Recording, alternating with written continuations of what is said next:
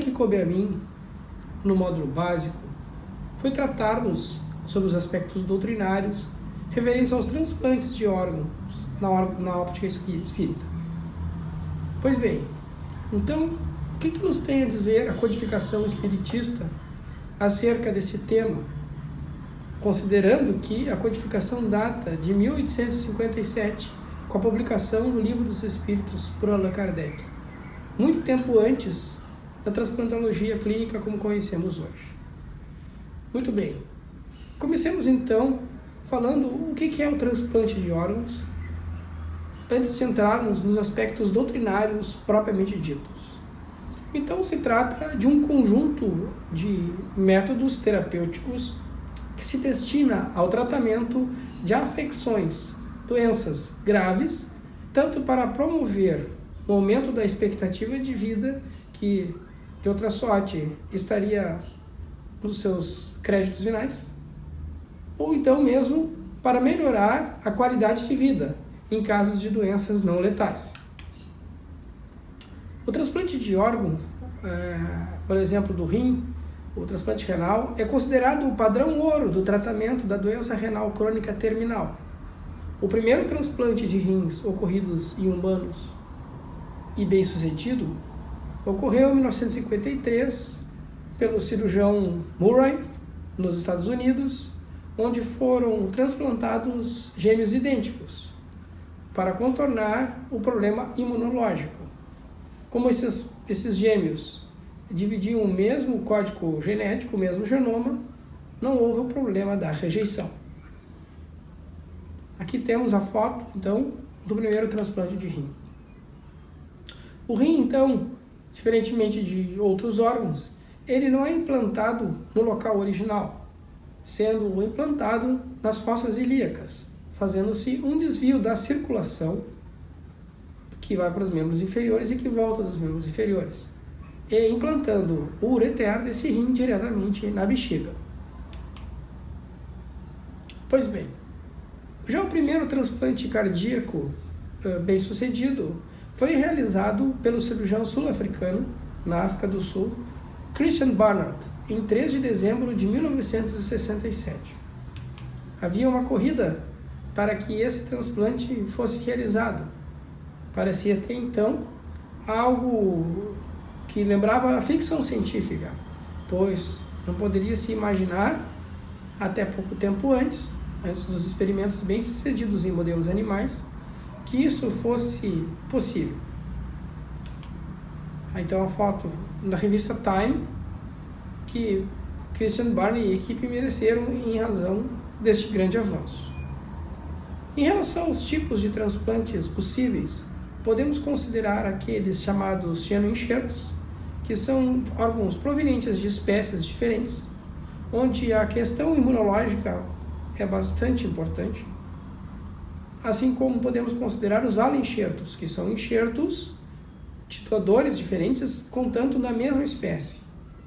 Esses aloenxertos podem ser provenientes tanto de doadores vivos, quando a situação permite, como, por exemplo, o transplante da medula óssea, ou mesmo o transplante renal entre vivos, ou o transplante hepático, ou ainda de doadores falecidos, em que as córneas, o fígado, os rins, os pulmões, o coração, osso, pele, podem ser aproveitados em transplantes, e mesmo intestino e pâncreas podem ser usados em transplantes de órgãos.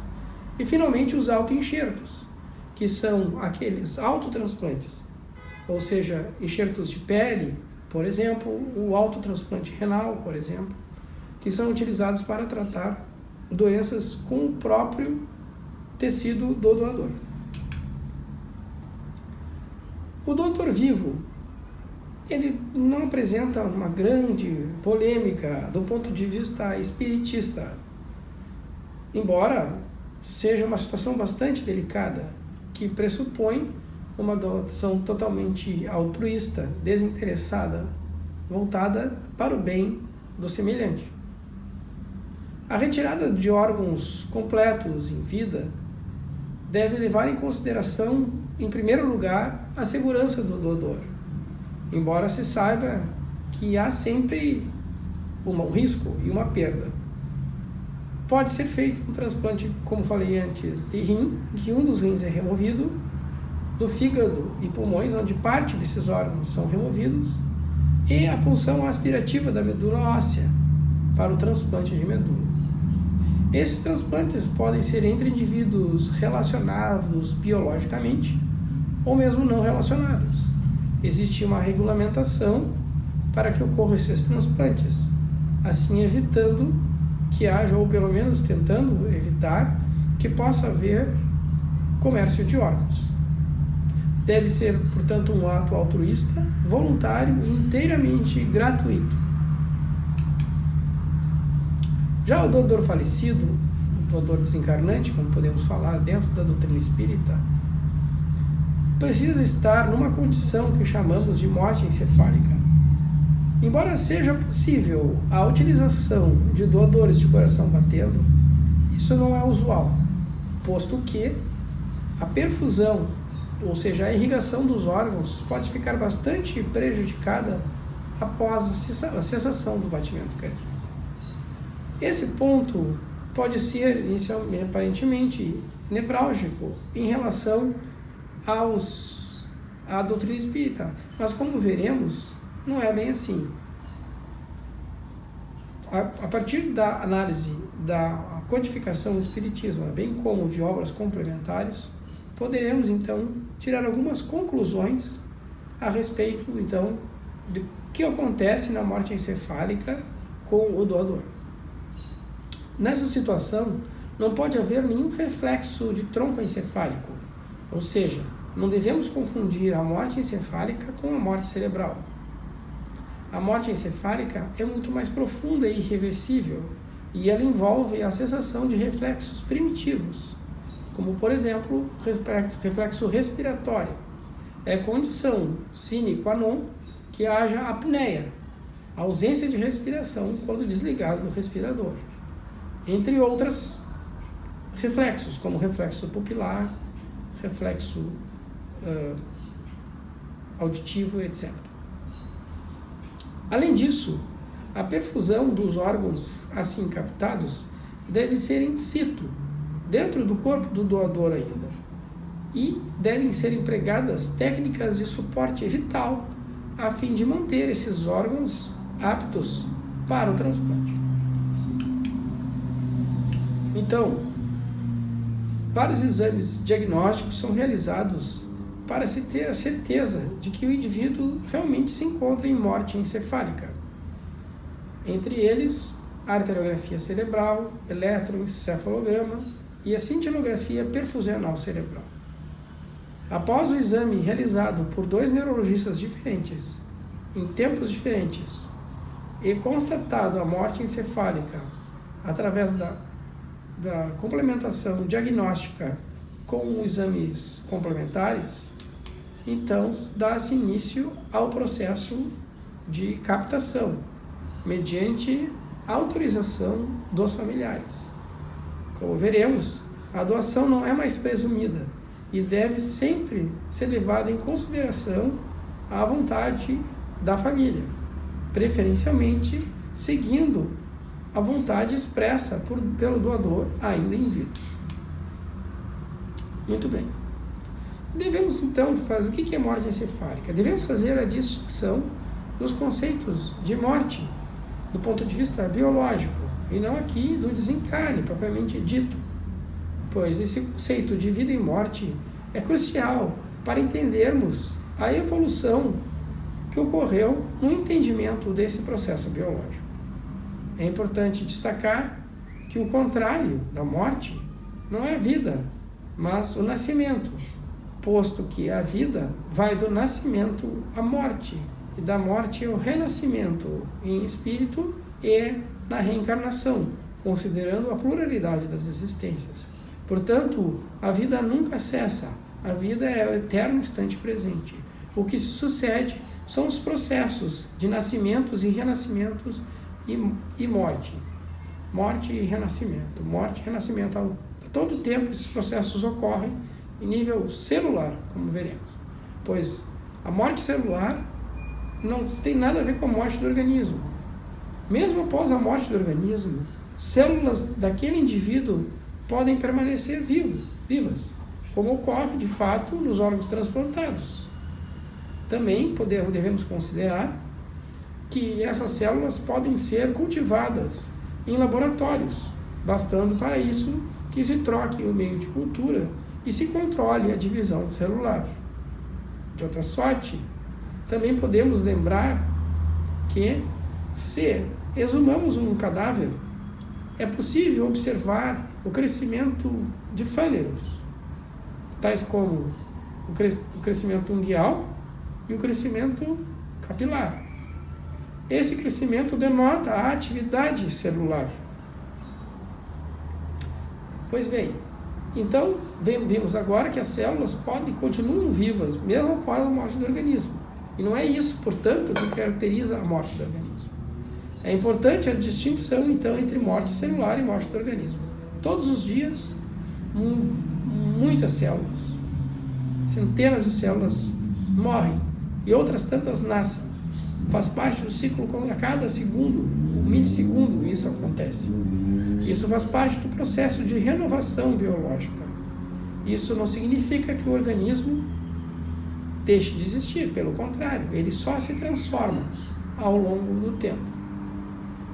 Muito bem, lembremos então que quando consideramos o nosso corpo biológico do ponto de vista da formação, ele era uma única célula, que sofreu numerosas divisões celulares orientadas pelo nosso genoma, que sofrem, através da ação epigenética, a influência do campo morfogenético perispiritual, para que haja polaridade desse embrião e a formação dos diversos órgãos que constituem o nosso corpo, que do adulto nada lembra o do bebê que já foi, ou do recém-nascido, nem tampouco lembra o corpo na senilidade. Trocamos várias vezes de corpo ao longo da vida. Lembramos ainda que outras células humanas, tais como os gametas, os espermatozoides, podem ser criopreservados em laboratório. Né? Então, isso também, e essas células também, a todo momento, morrem e nascem. Mostrando, então, que a morte celular acontece a todo instante, assim como o renascimento celular, mesmo depois da morte do organismo. Pois bem, existe então uma programação espaço-temporal, o quadro dimensional, que vai da concepção à senilidade, que é dada pelo campo morfogenético ou também chamado modelo organizador biológico. Ele faz com que haja uma mudança na população celular e na constituição molecular, que se altera a todo momento. O nosso corpo é novo a cada instante. Mesmo a pessoa experimentando a senilidade, a sua pele continua sendo nova, embora a matriz já tenha sofrido os efeitos do tempo, de acordo com aquela programação espaço-temporal. Isso faz com que a divisão da célula polarizada se forme diferentes populações celulares. Esse processo de diferenciação obedece, então, tanto à supressão da atividade de determinados genes, isso é estudado em epigenética. Essa supressão se dá através da metilação de histonas e a ativação através da acetilação do DNA. Então, um único genoma sofre essa metilação do DNA com ativação e desativação genética. E o tronco cerebral é aquele regente da grande orquestra da vida, que organiza esses processos biológicos, que são iniciados no espírito. Veja aí, o espírito, o ser total, o ser, considerando o ser, todo o ser, e não apenas o ser consciente, que é apenas uma parte do espírito. O ser consciente é aquele, quando não está ainda perfeitamente integrado ao todo, é apenas uma pequena parcela do ser transpessoal, que está experienciando aquela vida orgânica.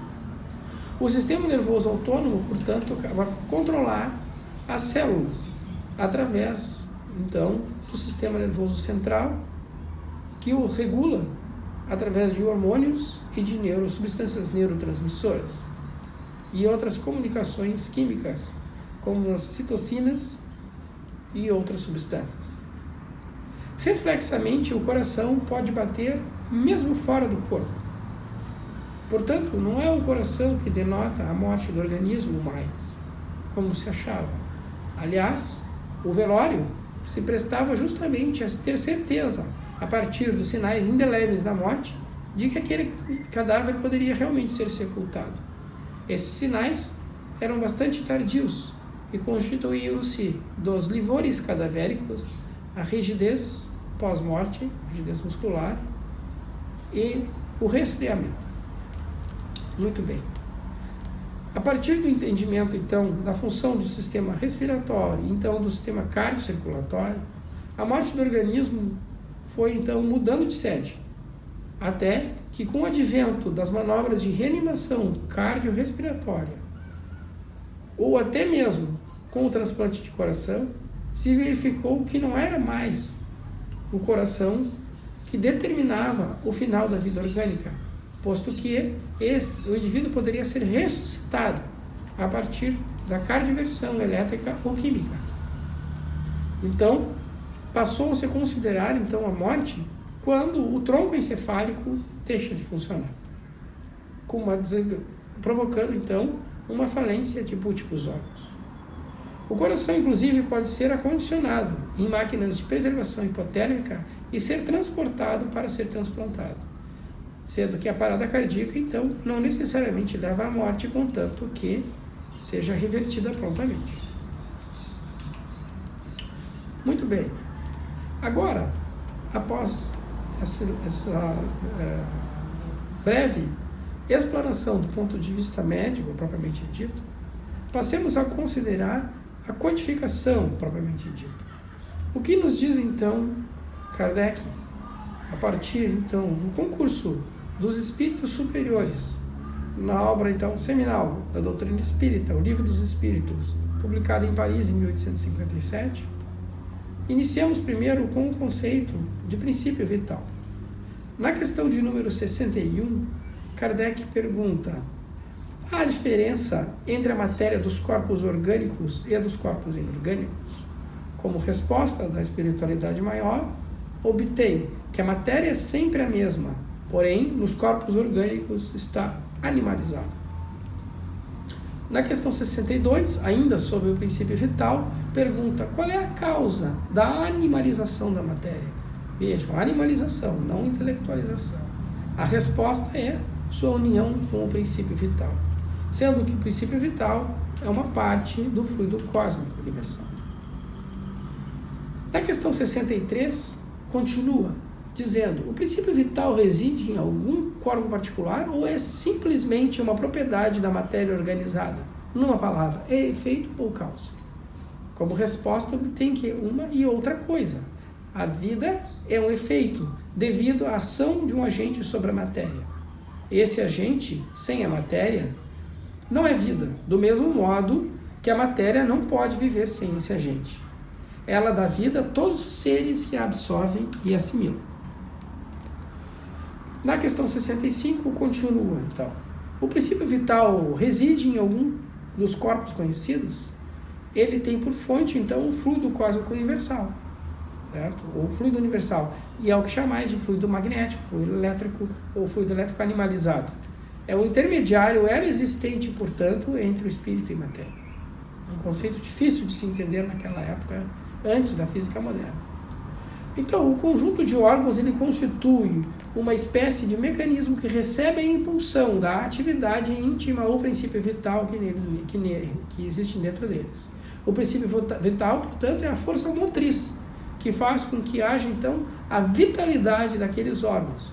Então, numa ação que tem e desenvolve a atividade daquele agente, como sucede com o atrito que desenvolve calor. No organismo humano, há tanto células humanas propriamente ditas, como células não humanas. E uma população enorme de bactérias, por exemplo, que fazem parte da nossa organização e são importantes para a formação da microbiota que mantém a nossa saúde. E a vida celular é vida, embora não seja a vida humana. Da mesma maneira que, mesmo que essas células sejam humanas ainda.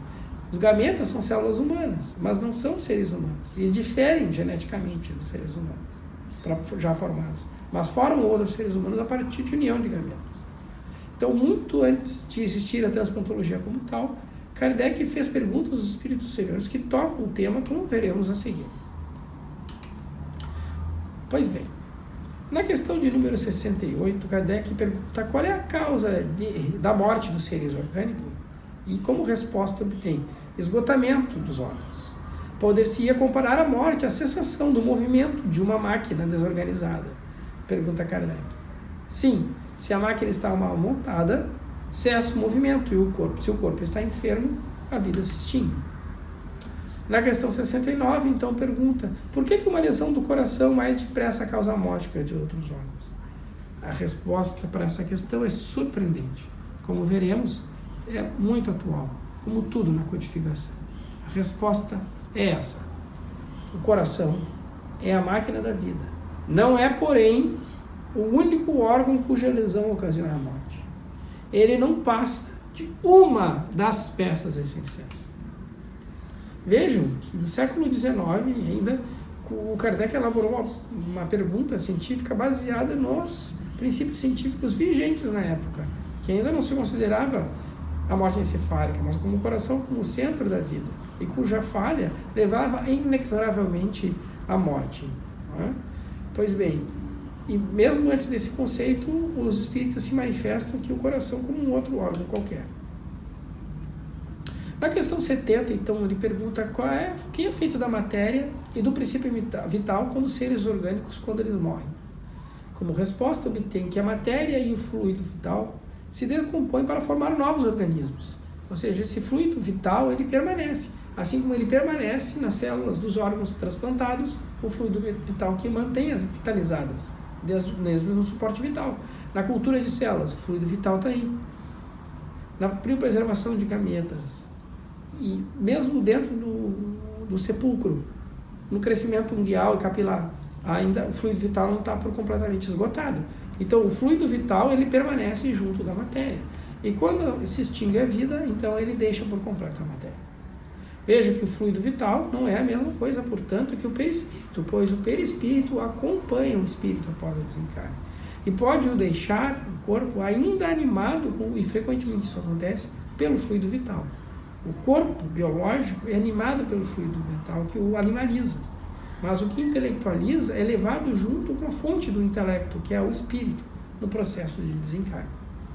Então, chegamos à conclusão que o princípio vital não é a alma, mas outra coisa. A alma não se junta ao todo. A alma mantém sua individualidade.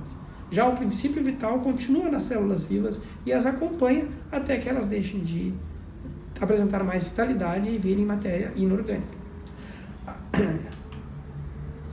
Então, essa questão é muito importante e Kardec faz essa distinção ainda em outras partes do texto.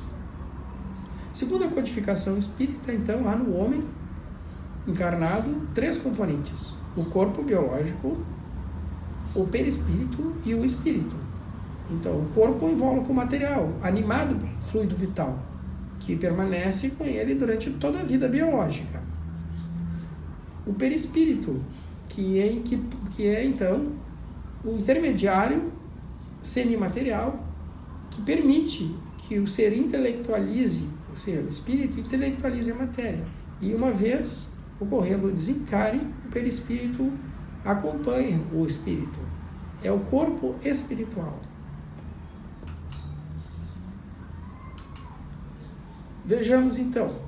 Quando o invólucro exterior, então, o corpo físico formado pela matéria, cujas células estão animadas pelo fluido vital, está esgotado em função da falência dos múltiplos órgãos e tecidos, então, o espírito o abandona e o leva consigo, então, o perispírito.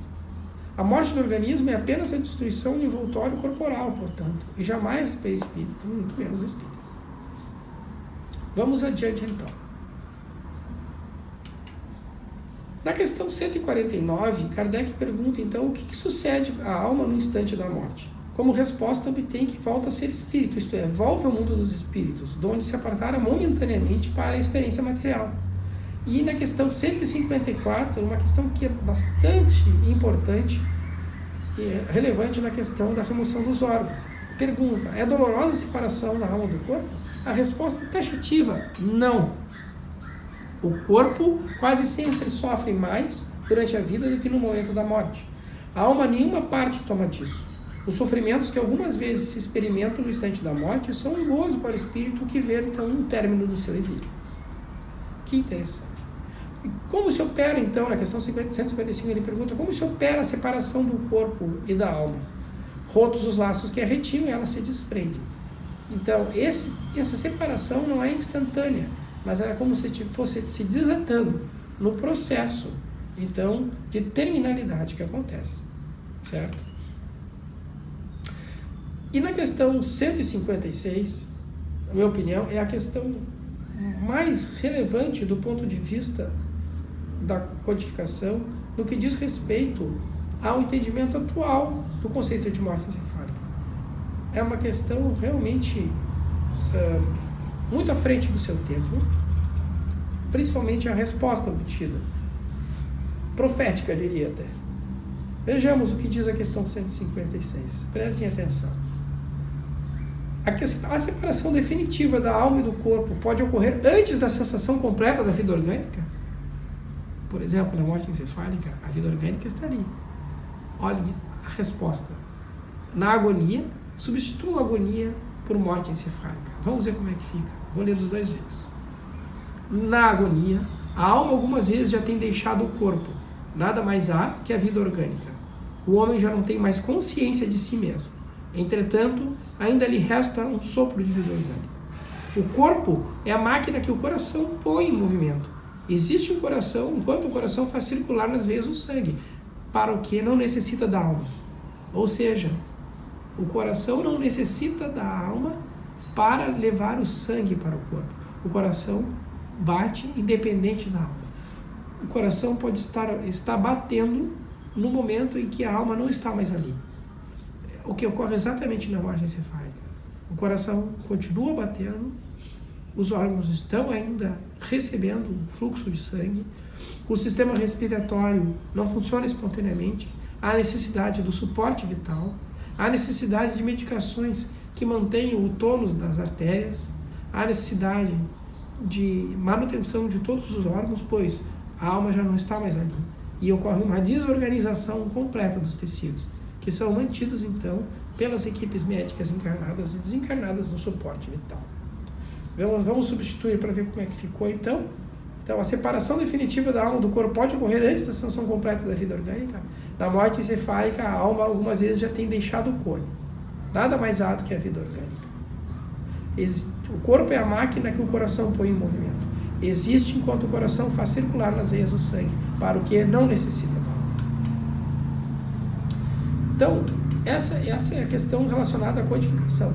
Além de tudo, Kardec ainda nos fala, depois, faz um breve ensaio sobre a cessação dos espíritos do momento do desencarne. Poderemos ver isso mais adiante. O automatismo cardíaco e a hemodinâmica que sucede é decorrente, portanto, do princípio vital e não do perispírito e do espírito. E a separação, como vimos antes, não é dolorosa, desde que o indivíduo passa a se reconhecer vivo depois da morte. Mais um elemento que contribui para esse entendimento é o que acontece nas chamadas experiências de quase morte. Segundo o estudo holandês publicado na revista médica revisada por pares, chamada The Lancet, revista britânica, o cardiologista holandês Pim van Lommel publicou em 2001, então, a maior série casuística de casos de EQM, que constitui, então, um estado alterado de consciência durante a parada cardíaca. Durante a parada cardíaca, mas o coração ele é reanimado, e da ausência de fluxo sanguíneo cerebral e para o tronco cerebral, o indivíduo está momentaneamente morto, porque não há circulação para o tronco cerebral, que é muito sensível à falta de circulação. Então, nesse momento em que o indivíduo está morto, mas ainda reversivelmente, o que acontece é uma experiência extraordinária, com memória, que não depende do cérebro necessariamente, mas do perispírito, com um pensamento lúcido e bem estruturado, e também a sensação de ausência de dor. O corpo está doendo, mas o espírito não, que observa inclusive as manobras de reanimação antes de experimentar os demais elementos da EQM. Aliás, a aula de EQM fará parte do módulo avançado e poderíamos entrar em detalhes a respeito disso. Trouxe esse assunto agora apenas para mencionar que mesmo fora da codificação, há, então, o depoimento de pessoas que passaram por uma experiência de quase morte que nos relatam que o processo não é doloroso. Reforçando isso. Indo adiante, através do estudo das obras complementares, vemos que na definição de André Luiz, expressa no livro Evolução dos Mundos, as células são como animálculos infinitesimais, que se revelam domesticadas e ordeiras na colmeia orgânica, assumem formas diferentes segundo a posição dos indivíduos e a natureza dos tecidos em que se agrupam, obedecendo ao pensamento simples ou complexo que lhe comanda a existência. Bem o conceito, então, de vida celular, subjugadas pelo campo mental, quando o indivíduo encarnado, ou apenas vitalizadas pelo princípio mental, quando o indivíduo está desencarnado. Ele fala, então, André Luiz, ainda nessa obra, sobre o todo indivisível do organismo, argumentando que, diante do governo mental, as células se agrupam para formar tecidos, subjugados pelo campo mental, e esses para formar órgãos e sistemas, que compõem um todo indivisível em sua integridade, um todo, cingidos pelo sistema nervoso e controlados pelos hormônios e substâncias neurotransmissoras. Então, ou seja, enquanto aquele sistema nervoso está controlando o indivíduo, as células obedecem a esse plano completo. E ainda nos fala que a cultura artificial dos tecidos, em que fragmentos qualquer desses mesmos tecidos, seja epiderme ou mesmo cérebro, permanece vivo por muito tempo, quando mergulhado em soro que cuidadosamente é trocado e renovado e imunizado, né, e mantida a temperatura correspondente à temperatura interna. Decorrida algumas horas, os produtos da excreta ou intoxicam esse soro, a menos que sejam removidos por quem está cultivando essas células. Mas se isso for feito, essas células têm vitalidade indeterminada. Podem continuar se proliferando in vitro por muito tempo. Diferente, então, do que acontece no indivíduo, só que elas perdem a morfologia normal, como observamos no laboratório mesmo. E André Luiz nos diz isso também. Ele fala coisas que nós já sabemos hoje na ciência, que as células que se ausentam do conjunto estrutural do tecido inclinam-se para a apresentação morfológica da ameba. Quando ajustadas ao ambiente orgânico, demonstram o comportamento natural do operário mobilizado em serviço, sob as ordens da inteligência, comunicando-se umas com as outras sobre o influxo espiritual que mantém a coesão, e procedem no soro com as amebas em liberdade para satisfazer seus próprios impulsos.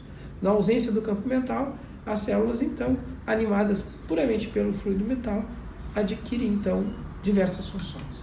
No organismo, então, ela tem que se adaptar, o órgão transplantado, a serem subjugadas pelo novo campo mental. E há necessidade de uma tolerância imunológica para que não sejam expulsos pelaquele indivíduo.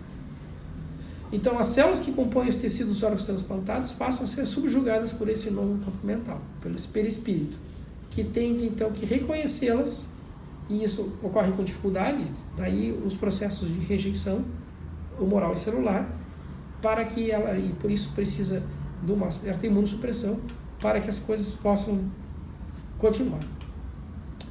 Pois bem, vejamos agora o que nos diz, além acerca desse aspecto, né, ainda dentro das obras complementares, a nossa mentora, a Joana de Ângeles, através da psicografia iluminada de Edivaldo Franco. Joana de Ângeles escreve que o transplante de órgãos é uma verdadeira bênção, né, porque ele concede a oportunidade de prosseguimento da existência física na condição de moratória, através da qual o espírito continua o périplo orgânico. Afinal, a vida no corpo é um meio para a plenitude que é a vida em si mesma, extuante e real. Vejam, dando todo o suporte para essa questão da transplantologia. Então, depende muito, obviamente, da intenção. Se o doador expressa a vida essa vontade de doar, ele seguramente será, então, amparado no mundo espiritual por esse ato de amor e doação e desapego em relação àquelas células. Não sofrerá dor, pelo contrário, ele receberá o consolo de ter contribuído para a melhoria da saúde e da expectativa de vida daqueles que ainda receberam uma moratória durante a encarnação. Então, a doação de órgãos voluntária, altruísta, seja em vida ou seja após o desencarne, é a mais pura expressão de amor e desapego. Por isso que campanhas devem ser instituídas a fim de que as pessoas possam se manifestar em vida se desejam ou não doar órgãos. Entretanto, a sociedade deve respeitar o desejo de quem não está pronto para doar ainda, pois, nesses casos, sempre deve prevalecer a vontade do indivíduo. E sem julgamento de valor, sem condenação. O ato deve ser completamente voluntário, a pessoa tem que estar segura disso. Mas, se a pessoa estiver segura disso, considerando essa ressalva, não há nada na doutrina espírita, portanto, que desabone tal ato de amor e de solidariedade.